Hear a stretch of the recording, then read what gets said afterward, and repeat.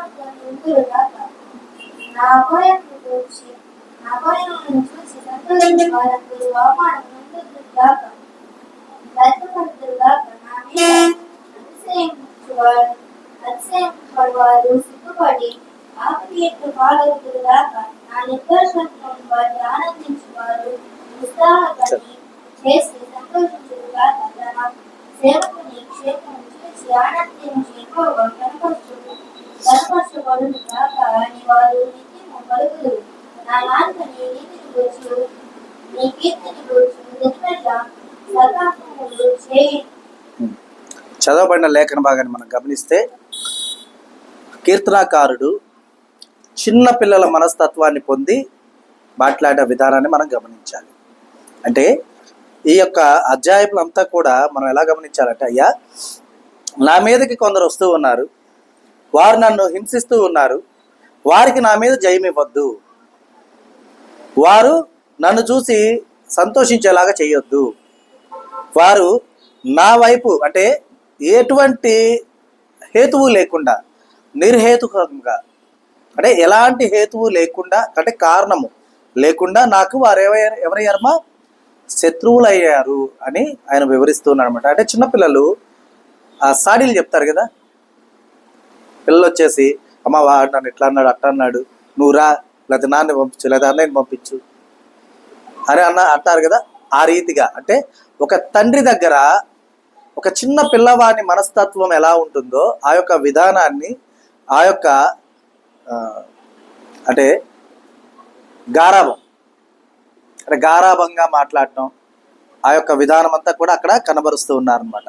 కాబట్టి చూడమ్మా, యెహోవా నాతో వ్యాజ్యమాడు వారితో వ్యాజ్యమాడుము, నాతో పోరాడు వారితో పోరాడుము, కేడుమును డాలును పట్టుకొని నా సహాయమునకై లేచి నిలువుము, ఈట దూసి నన్ను తరువు వారిని అడ్డగింపుము, నేనే నీ రక్షణ అని నాతో సెలవిమ్ము, నా ప్రాణము తీయగోరు వారికి సిగ్గును అవమానమును కలుగునుగాక, నాకు కీడు చేయ ఆలోచించిన వారు వెనకకు మళ్లింపబడి లజ్జపడుదురుగాక, యెహోవా దూత వారిని పారద్రోలును గాక, వారు గాలికి కొట్టుకొని పోవు పొట్టు వలె నుందురుగాక.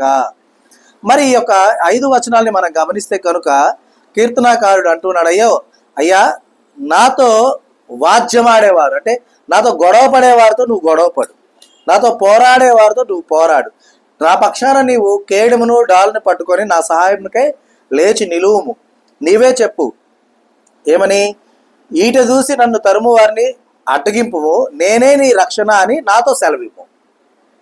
అంటే ఇక్కడ ఎవరైతే నాతో గొడవకు దిగుతున్నారో, ఎవరైతే నాతో పోరాడాలనుకుంటున్నారో, ఎవరైతే నన్ను హింసించాలనుకుంటున్నారో అటువంటి వారి ఎదుట నీవు నా పక్షాన నిలబడి కేడెమును డాల్ను పట్టుకొని నేనే నీ రక్షణ అని నాతో సెలవిమ్ము. అప్పుడు వారంతా కూడా ఏం చేస్తారమ్మా, వినరా? వింటారు. నా ప్రాణము కోరినటువంటి వారికి సిగ్గును కలిగించు, అవమానమును కలిగించు. ఎందుకంటే నన్ను చంపాలి అని వచ్చినటువంటి వారు నన్ను చంపలేకపోయారనుకో, వారికి ఏం కలుగుద్ది, సిగ్గుపడతారు కదా. నువ్వు వీరుల్లాగా వెళ్ళావే చంపడానికి, మరి ఏం చేసి వచ్చావు, చంపలేకుండా వచ్చావంటే అక్కడ ఏం కలుగుతుంది, అవమానం కలుగుతుంది కదా. కాబట్టి అలాగున ఉండు, నాకు కీడు చేయ ఆలోచించువారు వెనకకు మళ్లింపబడి లజ్జపడుదురుగాక. అంటే నాకు కీడు చేయాలని యోచించిన అందరూ కూడా వెనక్కి పంపించేసి వారు సిగ్గుపడేలాగా చెయ్యయ్యా అంటూ ఉన్నాడు. అలాగే యెహోవా దూత వారిని పారదోలుగాక, వారు గాలికి కొట్టుకొని పోవు పొట్టు వలె నుందురుగాక. అంటే వారిని తరిమేసేయ్యా, వారిని పంపించేసేయి, నీ దూతతో వారిని పారద్రోలించు అని వేడుకుంటూ ఉన్నా అనమాట. అంతేకాదు, నాకు నీవే సహాయుడు అని, నీవే నాకు రక్షకుడు అని వారికి తెలిసే విధంగా నాతో చెప్పా మాట అని అడుగుతూ ఉన్నారన్నమాట. చూడమ్మా, యెహోవా దూత వారిని తరుమునుగాక, వారి త్రోవ చీకటై జారుడుగా నుండునుగాక. ఆయన చూడండి ఎలాంటి కోరికలు కోరుతా ఉన్నాడు.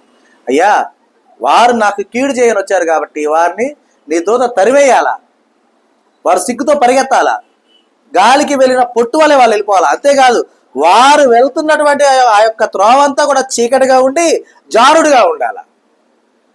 అంటే ఏమవుతారు అప్పుడు, పడిపోతారు కదా. వాళ్ళు పడిపోయి అలాగా వెళ్ళిపోయేలాగా ఉండాలి. అలా నువ్వు చెయ్యయ్యా అని అడుగుతున్నా అనమాట. నన్ను పట్టుకోవాలని వారు నిర్నిమిత్తముగా గుంటలో తమ వలనొడ్డిరి, నా ప్రాణము తీయవలనని నిర్నిమిత్తముగా గుంట తవ్విరి. అంటే అప్పటికప్పుడు వారు ఏం చేశారు, నన్ను పట్టుకోవాలని, నా ప్రాణం తీయాలని గుంట తవ్వి గుంటలో వల పెట్టారు. కాబట్టి వారికి తెలియకుండా చేటు వాని మీదకి వచ్చునుగాక, తాను ఒడ్డిన వలలో తానే చిక్కుబడునుగాక, వాడు ఆ చేటునే పడునుగాక. మరి దేవునితో అడుగుతున్నాడు, నువ్వు లే, గాలు పట్టుకొని నిలబడు, నాతో చెప్పు, నీవే నా రక్షణ అని చెప్పి నాతో చెప్పు. నాకు కీడు చేయాలనుకున్నటువంటి వాళ్ళు సిగ్గుతో వెనక్కి వెళ్ళిపోవాలా, నీ దూత వాళ్ళని తరిమేయాలా, వారు గాలికి చెదిరిపోయిన పొట్టు వాళ్ళే వెళ్ళిపోవాలా. అంతేకాదు, వారు వెళ్ళే మార్గం అంతా కూడా చీకటిగా ఉండాలా, చీకటిగా ఉంటూ జారుడుగా ఉండాలా. అర్థమైందా? వారు అంటే ఎందుకు, వారు పడాలి, వారు పడిపోవాలా. ఆ జారుల్లో ఎవరైనా సరే చీకట్లో జారుడుగా ఉంటే జారి పడిపోతాం కదమ్మా, అలాగ ఉండాలి. ఎందుకంటే వారు ఏం చేశారు, నన్ను పట్టుకోవాలని చెప్పి గుంట దోవి గుంటలో వల పెట్టారు, నా ప్రాణం తీయాలనుకున్నారు. కాబట్టి ఈ కీడు వారు ఏదైతే తలంచి ఉన్నారో ఆ కీడు వారికే రావాలా, వారు వేసిన వలలో వారే చిక్కాల, వారు ఏదైతే నాకు చేటు చేయాలనుకున్నారో ఆ చేటు వారికే కలగాల. అప్పుడు యెహోవా యందు నేను హర్షించదును. ఎంత అమాయకంగా అడుగుతున్నాడు. నువ్వు ఇలా చేస్తే నేను అప్పుడు నీ యందు నేను సంతోషిస్తా. ఆయన రక్షణను బట్టి నేను సంతోషించదును, హర్షిస్తాను, సంతోషిస్తా. హర్షించడం అంటే సంతోషంగా నవ్వటం. అంటే వారు పడిపోవాలి, వారు పనిన వల్ల వారే పడాలా, వారి చేతికి వారే బలవ్వాలా. అప్పుడు నేనేం చేస్తాను, అప్పుడు నేను యెహోవాను బట్టి హర్షిస్తాను. అంటే నీ యందు నేను హర్షిస్తాను, నీ రక్షణను బట్టి నేను సంతోషిస్తాను. అప్పుడు యెహోవా నీ వంటి వాడెవడు, మించిన బలము గల వారి చేతి నుండి దీనులను, దోచుకుని వారి చేతి నుండి దీనులను, దరిద్రులను విడిపించువాడవు నీవే అని నా ఎముకలన్నీ చెప్పుకోడు. అంటే నీవి కార్యము చేస్తే నేనేమనుకుంటాను, బలవంతుల చేతిలో నుంచి దీనుల్ని రక్షించేది, అలాగే దోచుకునే వారి చేతిలో నుంచి దీనులను, దరిద్రులను విడిపించేది నీవే అని నా ఎముకలు చెప్పుకుంటాయి. అర్థమైందా? అంటే ఎంత సౌమ్యంగా, ఎంత గారాభంగా, ఏమా అసలు ఎంత చక్కగా చిన్నపిల్లలు, వాడు నా చాక్లెట్ తీసుకున్నాడు, నా చాక్లెట్ నాకు ఇప్పించు, లేకపోతే నాకు ఇంకో చాక్లెట్ ఇప్పించు, అదిగో వాడు నన్ను కొట్టాడు, వాడు నన్ను గిచ్చాడు, నువ్వు కూడా వెళ్ళి గిచ్చు, నువ్వు కూడా వెళ్ళి కొట్టు అని చిన్న పిల్లలు, అంటే అప్పుడప్పుడే మాటలు సరిగా వచ్చి రాని పిల్లలు ఎలాగైతే మాట్లాడతారో అని వారికి తెలియదు కదా. పిల్లలకి కీడంటే ఏంటో తెలియదు కదా. అవతల వాళ్ళు నన్ను గిచ్చారు కాబట్టి నువ్వు కూడా గిచ్చు, వాళ్ళు నన్ను కొట్టారు కాబట్టి నువ్వు కూడా కొట్టు. అదేవిధంగా దావీదు గారు దేవుణ్ణి వేడుకుంటూ ఉన్నాడు, అలాగ అడుగుతున్నాడు. అప్పుడే నేను ఒప్పుకుంటానయ్యా, ఏమని, అప్పుడు నేను నీ యందు హర్షిస్తాను, నీవు ఇచ్చిన రక్షణను బట్టి సంతోషిస్తాను. అప్పుడు నేను చెప్తాను ఏమని, యెహోవా నీ వంటి వాడెవడు, ఎందుకని, మించిన బలము గల వారి చేతిలో నుండి నన్ను రక్షించావు, దీనులను దోచుకుని వారి చేతిలో నుండి దీనులను, దరిద్రులను విడిపించింది నీవే కదా అని నా ఎముకలన్నీ చెప్పుకుంటాయి. అర్థమైందా? అంటే ఇలా చేయకపోతే చెప్పుకోడనా, చెప్పుకోరనా? కాదు. అంటే ఆయన ఉక్రోషం, ఆయన క్రోధం, ఆయన బాధ, అరే నేను ఓడిపోతానేమో, నేను ఓడిపోకూడదు, నేను గెలవాలి అనే విధానం. చూడమ్మా, కూట సాక్షులు లేచున్నారు, నేను ఎరుగని సంగతుల గురించి నన్ను అడుగుచున్నారు. కూట సాక్షులు అంటే కపటోపాయంతో సాక్ష్యాలు చెప్పేవాళ్ళు. నిన్న మనం మాట్లాడుకున్నాం, నేను విన్నా, వాళ్ళు నాకు చెప్పారు, వీళ్ళు నాకు చెప్పారు. కొందరు ఏం చేస్తారు, నేను చూసే నాకు అల్లారా, ఇలా చెప్తారంటే కూట సాక్షులు ఎవరైతే అబద్ధ సాక్షులుగా ఉంటూ ఉన్నారో వారు లేస్తూ ఉన్నారు, నేను ఎరుగని సంగతుల గురించి నన్ను అడుగుతూ ఉన్నారు. మరి ఎట్లా తెలుస్తుంది? తెలుస్తుందా? తెలియదు కదా. ఇప్పుడు వారికి తెలియని విషయం నేను చూశాను అంటే ఎలా తెలుస్తుంది? తెలియదు. కాబట్టి వారు నన్ను అడుగుచున్నారు. మేలునకు ప్రతిగా నాకు కీడు చేయుచున్నారు, నేను దిక్కులేని వాడినైతిని. వారు వ్యాధితో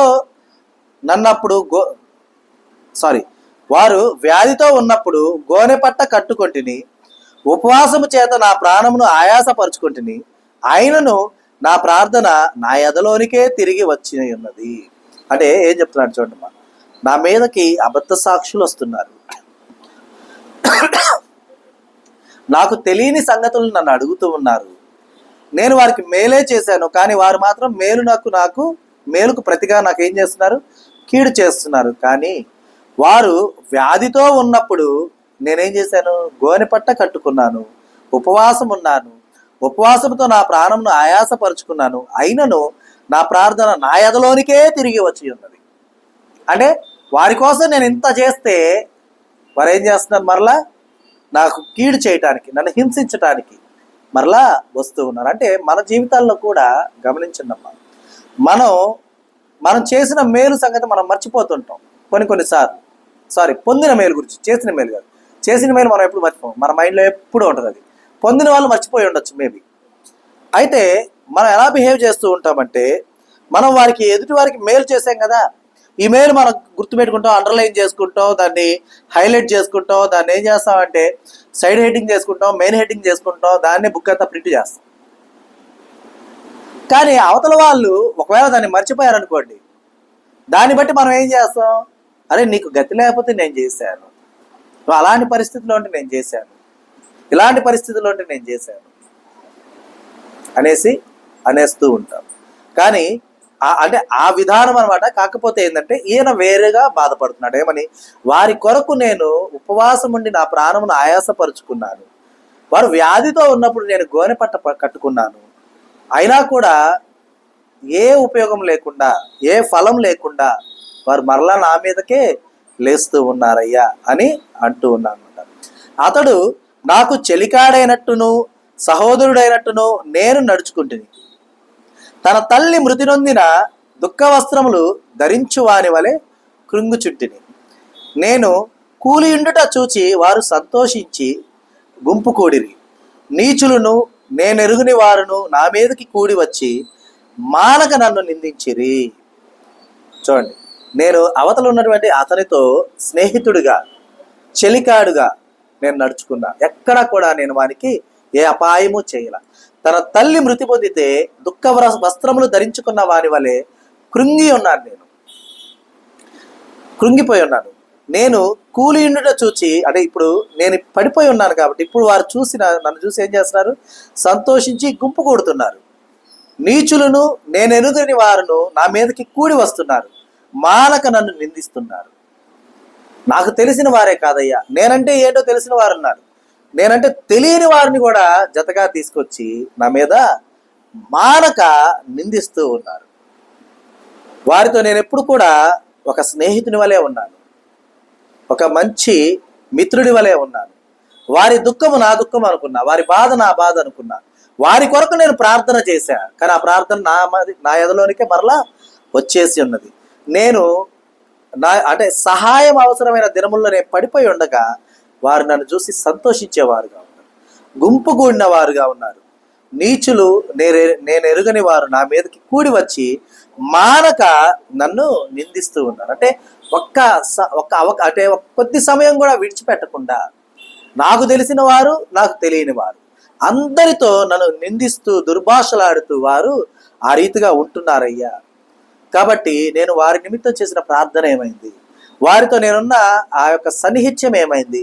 వారితో నేను నడుచుకున్న ఆ యొక్క మంచితనం ఏమైంది? వారి కొరకు నేను చేసిన ఆ ప్రార్థన ఏమైంది? వారి కొరకు నేనున్న ఉపవాసం ఏమైపోయింది? వారి కొరకు నేను కట్టుకున్నటువంటి దుఃఖ వస్త్రములు, అలాగే గోనెపట్ట ఏమైపోయింది? కానీ ఇవేమి వారు చూడక నా యొక్క కష్టకాలంలో నాకు విరోధులై ఉన్నారయ్యా అని వివరిస్తూ ఉన్నాడు అనమాట. చూడండి, విందుకాలమందు దూషణలాడు వదరబోతు వలె వారు నా మీద పండ్లు కొరికిరి. అంటే విందుకాలం, ఇప్పుడు మనం ఉన్నామమ్మా, మన బంధువులకి మనకు పడిన వాళ్ళు ఎవరు ఉన్నారు, కానీ ఏదన్నా అకేషనో ఏదన్నా ఫంక్షనో ఇంకొక బంధువులు ఇంట్లో జరిగినప్పుడు మనం వెళ్తాం. వెళ్ళి ఎదురెదురు కూర్చున్నాం అనుకోండి, కావాలని ఎవరు కూర్చోరు, బట్ బై మిస్టేక్ ఎదురెదురు కూర్చున్నాం అనుకోండి, అవతల వాళ్ళు ఏం చేస్తుంటారు? పళ్ళు కొరుకుతా, ఇది వచ్చాడే, ఎవరు రమ్మన్నారంటే ఇన్ని, ఎవరు పిలిచారు ఇన్ని అంటే ఆ యొక్క విందు సమయం, విందు కాలమందు దూషణలాడేటటువంటి వదరబోతు వలె వారు నా మీద పండ్లు కొరికారయ్యా. అంటే నన్ను బాధించారు ప్రభువా అని ఆయన వేడుకుంటూ ఉన్నాడు. ప్రభువా, నీవెన్నాళ్ళు చూచుచూ ఊరుకుందువు అయ్యా. నేను ఏదన్నా పొరపాటు చేసుంటే నువ్వు మౌనంగా ఉన్నా కూడా ఇబ్బంది ఏం లేదు, ఎందుకంటే నేను చేసిన దానికి అనుభవిస్తున్నాను అనేటటువంటి ఆ యొక్క విధానం నాలో ఉంటుంది. కానీ నేను ఏమీ చేయనటువంటి విధానంలో ఉండి ఉండగా ఆ యొక్క విందు కాలము నా దోషంలాడుతూ వదరబోతు వలె నా మీద పండ్లు కొరుకుతూ వారు ఉంటున్నప్పుడు నీవెన్నాళ్ళు చూస్తూ ఊరుకుంటావయ్యా? వారు నాశనము చేయకుండా నా ప్రాణమును రక్షించయ్యా, నా ప్రాణమును సింహముల నోటి నుండి విడిపింపుము. అంటే కీర్తనాకారుడు ఏమని వేడుకుంటున్నాడమ్మా? అయ్యా, నీవెన్నాళ్ళు చూస్తూ ఉంటావు, అలాగే ఎన్నాళ్ళు సైలెంట్గా ఉంటావు, వారు నాశనము చేయకుండా నా ప్రాణాన్ని రక్షించయ్యా. ఎందుకంటే వారు నాశనం చేయడానికే సిద్ధంగా ఉన్నారు. అర్థమవుతుందా? నా ప్రాణమును సింహముల నోటి నుండి విడిపింపము అంటే ఆయన అక్కడ ఎలా భావిస్తున్నాడు? ఇక చుట్టూ ఉన్నటువంటి వారు నిందిస్తూ ఉన్నప్పుడు, వారు పదునైన మాటలు అలా వాళ్ళు అంటూ ఉన్నప్పుడు అవి హృదయాన్ని గుచ్చుకుంటూ ఆ యొక్క మనిషిని కృంగదీస్తూ ఉంటే ఆ యొక్క వేదన అంతా కూడా ఆయనకి ఎలా ఉందమ్మా? ఆ సింహపు నోట్లో ఇరుక్కు ఉన్నటువంటి మనిషి వలె ఉన్నదనమాట. అందుకని ఆయన వేడుకుంటున్నాడు, నా ప్రాణమును సింహముల నోటి నుండి విడిపింపుము, అప్పుడు మహా సమాజములో నేను నిన్ను స్తుతించెదను. నన్ను విడిపించయ్యా, నేను మహా సమాజంలో నిన్ను స్తుతిస్తాను, బహుజనములలో నిన్ను స్తుతించెదను. అనేక జనముల ఎదుట మహా సమాజములో నేను స్తుతిస్తాను నిన్ను. ఎందుకంటే నీవు నన్ను విడిపించావు, నీవు నన్ను స్వతంత్రుని చేసావు, నీవు నాకు ఒక రాజ్యాన్ని ఇచ్చావు, నీవు నన్ను ఒక చోట నిలబెట్టావు, స్థిరపరిచావు. కాబట్టి నేను నిన్ను స్తుతిస్తానయ్యా. ఎందుకంటే ఏ హేతువు లేకుండా నాకు శత్రువులైన వారు నన్ను గూర్చి సంతోషపడనీయకుము. ఏ హేతువు లేదు, నిర్హేతుకంగా అంటే ఎలాంటి హేతువు లేకుండా నన్ను గూర్చి ఎలాంటి హేతువు లేకుండా మొదట నాకు శత్రువులైనటువంటి వారిని నన్ను గూర్చి సంతోషింపనీయకు. నిర్నిమిత్తముగా నన్ను ద్వేషించు వారిని కన్ను గీటనీయకుము. అంటే అని వేడుకుంటున్నాడు, అయ్యా ఏ హేతువు లేదు, కారణమేమీ లేదు, కానీ వారు నాకు ఎవరయ్యారు? శత్రువులయ్యారు. నేనేదన్నా వారి ఎడల పొరపాటు చేసినా, వారిని నొప్పించినా, వారిని బాధించినా నాకు శత్రువు అయ్యారంటే దానికి నేను ఎప్పుడు కూడా తలదించుకొని ఉంటాను. కానీ ఎటువంటి హేతువు లేకుండా నాకు శత్రువులై నన్ను గూర్చి వారిని సంతోషించనీయొద్దయ్యా. అంటే ఎలా సంతోషించనీయొద్దు అంటే నన్ను పడవేయొద్దు దేవా, నన్ను విడిచిపెట్టొద్దయ్యా. ఎందుకంటే నీవు నన్ను విడిచిపెట్టావు అంటే, నన్ను పడవేసావు అంటే నేను ఇంకా పైకి లెగవటం అనేది అసాధ్యం. సాధ్యపడుతుందా? సాధ్యం కాదు. నేను లెగవలేని చోట నాకు మిగిలేది అవమానమే. నేను నిలబడలేనప్పుడు నాకు మిగిలేది ఆక్రోశమే. కాబట్టి దేవా, నన్ను గురించి ఎవరిని కూడా సంతోషించనీయొద్దు. ఎందుకంటే వారు నా పతనాన్ని కోరుకుంటున్నారు, నా నాశనాన్ని కోరుకుంటున్నారు. కాబట్టి నిర్నిమిత్తముగా నన్ను ద్వేషించు వారిని కన్ను గీటనీయద్దయ్యా. వారు సమాధానపు మాటలు ఆడరు, సమాధానంగా వారు మాట్లాడరు. దేశమందు నెమ్మదిగానున్న వారికి విరోధముగా వారు కపట యోచనలు చేయరు. అంటే వారు ఎలా ఉన్నారంటున్నారమ్మా? వారు సమాధానపు మాటలు ఆడరు, అంటే సమాధానపరిచే విధంగా మాట్లాడరు. అవసరమే లేదు, వాళ్ళు రావాల్సిన అవసరం లేదు, నేను పోవాల్సిన అవసరం లేదు. వారు నాతో మాట్లాడాల్సిన అవసరం లేదు, నేను వారితో మాట్లాడాల్సిన అవసరం లేదు. ఎందుకని? మాట్లాడితే సమాధాన పడాల్సి వచ్చింది. అర్థమవుతుందా? అవసరం లేదు అని వారు అంటూ ఉన్నారు అనమాట. చూడండి, ఇంకా దేశమందు నెమ్మదిగా ఉన్న వారికి విరోధముగా వారు కపట యోచనలు చేయరు. అంటే వారు ఎట్లా అంటే దావీదు గారు యొక్క విధానం తెలుసుకొని వారి పక్షాన ఏమన్నా అలా కాదులేండి, దావీదు గారు అలా చేసుండరులేండి అన్నా కూడా అలా ఉన్నటువంటి వారికి ఎలా మాట్లాడతారంటమ్మా? దేశమందు నెమ్మదిగా ఉన్న వారికి కూడా విరోధముగా వారు కపట యోచనలు చేయదు. అబ్బే నువ్వేం చూసావు, వాడిలా వాడలా, వాడి గురించి ఇలా జరుగుతుంది, వాడి గురించి అలా చెప్తున్నారు. అంటే సదుద్దేశం ఉన్నటువంటి వారికి కూడా ఏం చేస్తున్నారు? వాళ్ళు ఆ ఉద్దేశాన్ని చెరిపేస్తూ ఉన్నారు. నీకేం తెలుసులే, నీకు తెలుసా, నీకేం తెలుసు అంటే అలా కాదమ్మా, అలా కాదన్నా, అలా కాదయ్యా అన్నా కూడా మీకు తెలియదు, సైలెంట్గా ఉండండి, నాకు తెలుసు కదా. అంటే నెమ్మదిగా ఉన్నటువంటి వారి హృదయాల్లో కూడా విషపు విత్తనాలు విత్తినటువంటి ఆ యొక్క విధానాన్ని కీర్తనాకారుడు దేవునికి గుర్తు చేస్తూ ఉన్నాడు అన్నమాట, చూపిస్తూ ఉన్నాడు. నన్ను దూషించుటకై వారు నోరు పెద్దదిగా తెరుచుకొరుచున్నారు. ఆహా ఆహా, ఇప్పుడు వారి సంగతి మాకు కనబడదే అనుచున్నారు. అర్థమైందా? నన్ను దూషించుటకు ఎలా ఉన్నారు? వారు నోరు పెద్దదిగా చేసి తెరుచుకొని ఉన్నారు. ఆహా ఆహా, ఇక అయిపోయింది, ఇంకేముంది, ఇంకా అయిపోయిందిలే, 3 నెలల ముచ్చట, 3 నెలలు అంతా అయిపోద్ది అనేటటువంటి విధానం అనమాట. కొద్ది రోజులే ఇంకా అనేటటువంటి విధానాన్ని వారు అంటూ ఉన్నారు. అంటే ఇదంతా ఎక్కడ జరుగుతూ ఉన్నది? సదుద్దేశం ఉన్నటువంటి వారిని, నెమ్మదిగా ఉన్నటువంటి వారి యొక్క హృదయాల్లో ఆ యొక్క విష బీజాలు నాటుచు కపట యోచనలు వారికి తెలియజేస్తూ, ఆ రీతిగా ఉన్నప్పుడు వారు వ్యతిరేకులు అవుతారా, మిత్రులు అవుతారమ్మా? ఎవరైనా ఎవరవుతారు? వ్యతిరేకులే కదా. మిత్రులయ్యే అవకాశం ఉందా? లేదు. ఎందుకని? వారు నెమ్మదిగానే ఉన్నారు, కానీ వారిలో నాటిన విత్తనం ఏమైంది? విషం జిమ్ముతుంది. ఎందుకంటే వారికి ఆ ఆలోచనలు రానివ్వరు, మంచి ఆలోచనలు వారికి రానివ్వరు. ఆ ఆలోచన వస్తున్నప్పుడే నీకేం తెలుసులే, ఊరుకో, నాకు తెలుసా నీకు తెలుసా, ఇంకా గట్టిగా మాట్లాడితే నాకు చెప్పింది దేవుడు, నీకు చెప్పింది దేవుడు నాకు చెప్పడా అనే విధానం ఉంటారన్నమాట. కాబట్టి గమనించాలి. చూడండి, యెహోవా అది నీకే కనబడుచున్నది కదా, మౌనముగా ఉండకము. నా ప్రభువా నాకు దూరముగా నుండకము.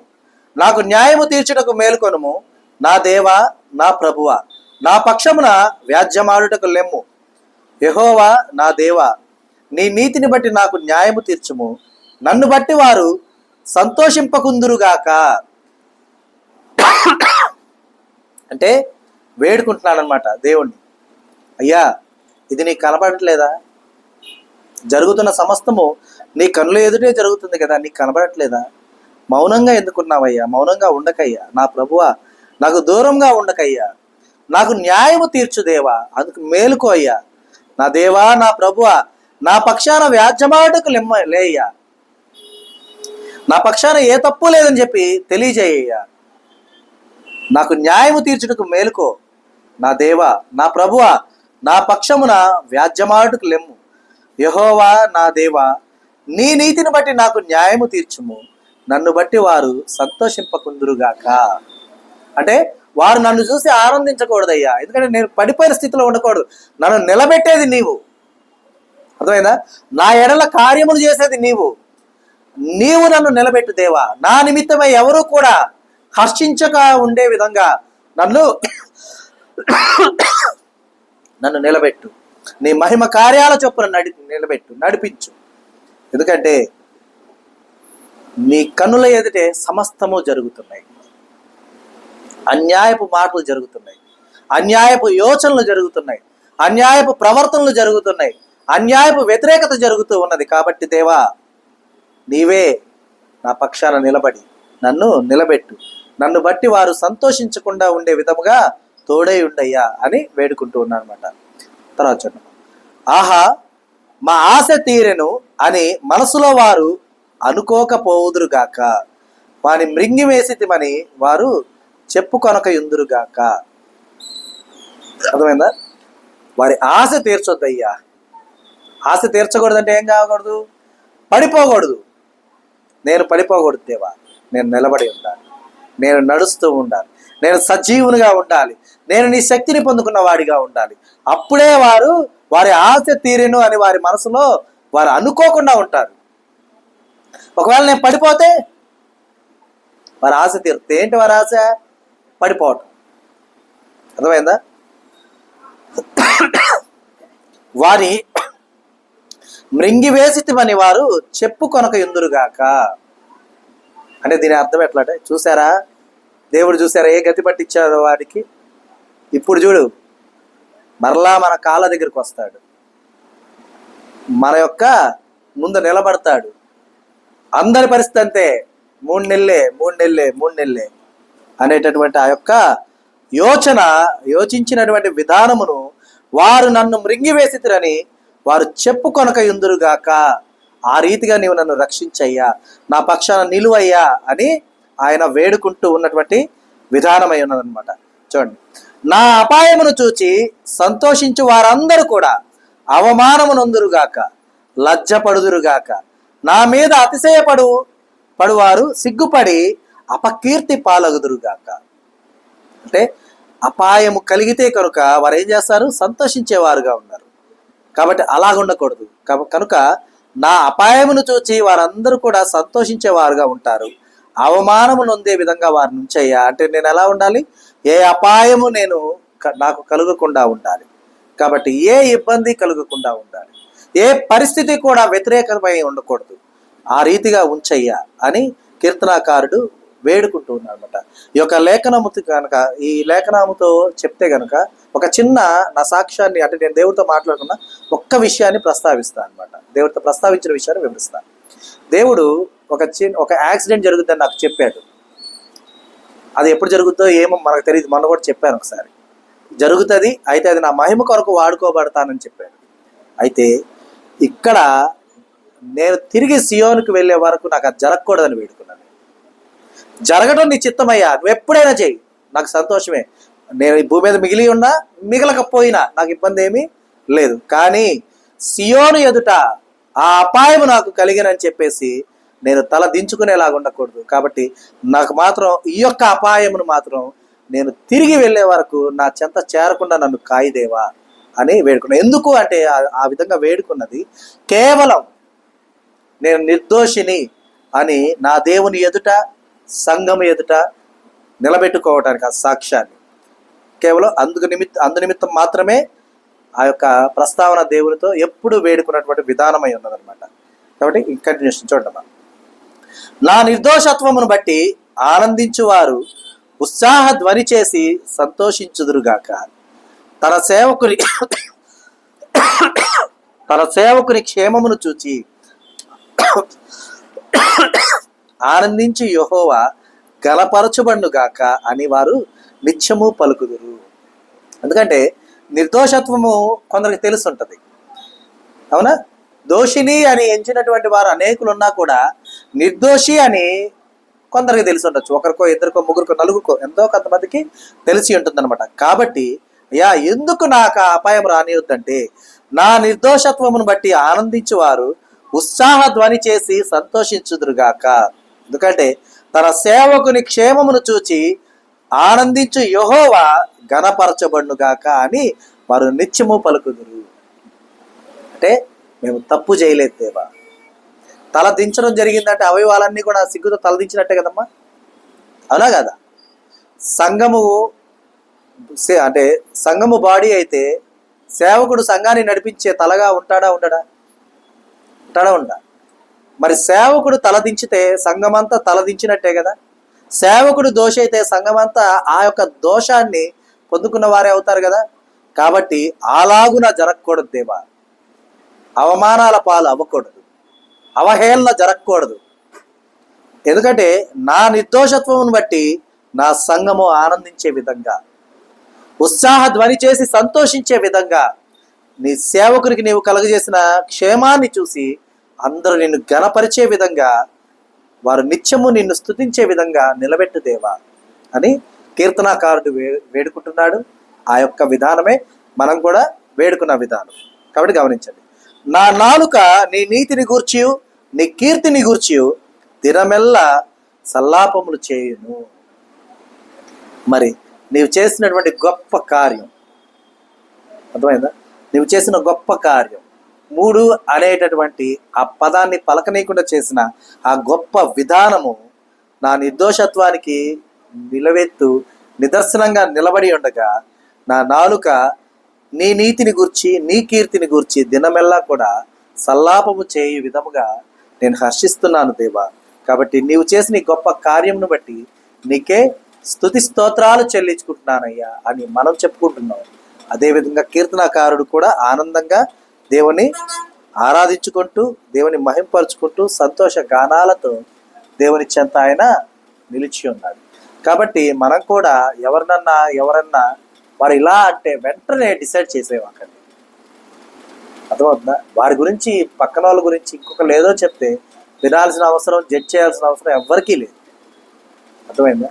ఒకవేళ వారు ఇలా అని మీకు ఎవరైనా చెప్తే, వారు అలా అయ్యుంటే వారి మనసు మార్చమని దేవుని వేడుకోండి. అంతేగాని వారు ఇలా అంటయ్యా, అలా అంటయ్యా అని చెప్పి ఇంకో నలుగురికి చెప్పే విధంగా ఎవరు కూడా ఉండవద్దు. ఎందుకంటే దేవుని కనుదృష్టి ఎదుట అది మనల్నే తిరిగి నిందల పాలు చేసే విధంగా ఉంటుంది కాబట్టి. ఎందుకంటే దేవుడు దీనులను, అభాగ్యులను, దరిద్రులను విడిపించే దేవుడై ఉన్నాడు. నిలబెట్టే దేవుడై ఉన్నాడు, గొప్ప చేసే దేవుడై ఉన్నాడు. కాబట్టి ఆ రీతిగా దేవుడు ఎల్లప్పుడూ మనకు తోడై మనల్ని ఆయన వెన్నంటి ఉండి నడిపించును గాక. ఆమేన్. ఈ దినము దేవుడు మనకు అనుగ్రహించిన తన సత్యవాక్కును బట్టి దేవునికి కృతజ్ఞతాస్తుతులు చెల్లిస్తున్నాను. దేవుడు తన వాక్యమును దీవించును గాక. ఆమేన్.